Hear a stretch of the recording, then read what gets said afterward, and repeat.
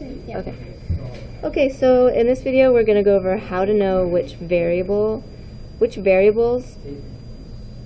are in our problem, and then how to work out the math of the problem. So let's look at one of these problems that we have from this worksheet.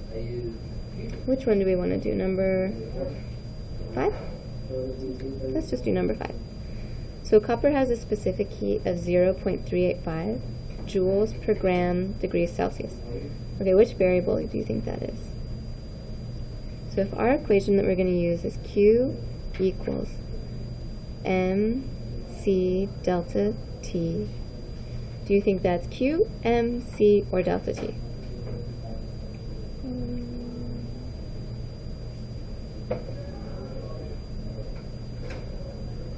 Based on these units here.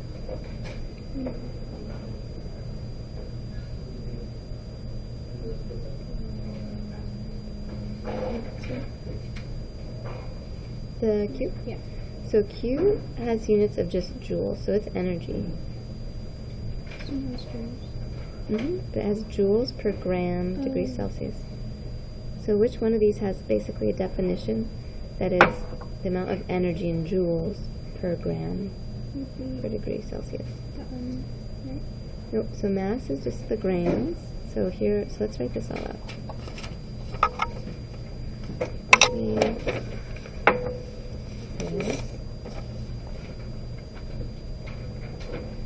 So in our equation we have Q, M, C, and delta T. I'm just going to give you some space. So our units of Q, this is our the flow of energy, right?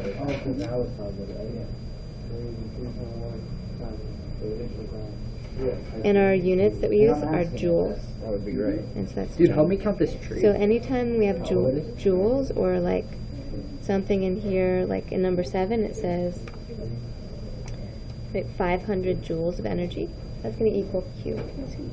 Yeah, so you just need to kind of memorize that. What is M?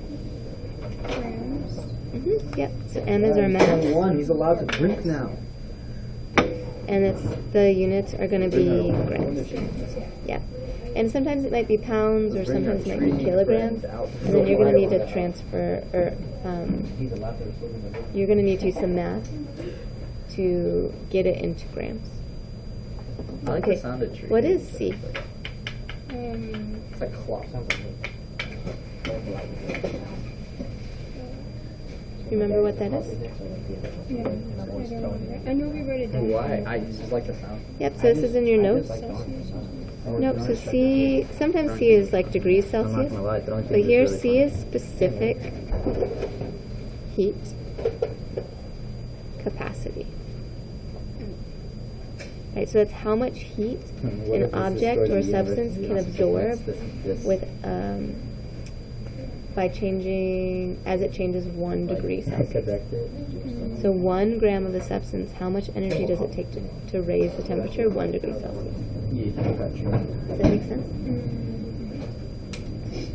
And the units of this one is more complicated. It's joules per gram degrees Celsius. And then for delta T, what is that one? Students, attention students, Leary, Nike, if you are in the building, will you please meet your mom in the staff parking lot side, over by the portables. Larry, please go to the parking lot, your mom is waiting. It's the change in temperature.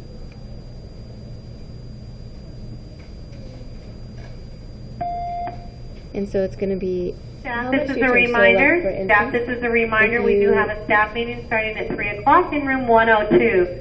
Please remember to bring a pen. This is writing day, and then we're also going to do some celebration. See you in a few minutes. Thank you.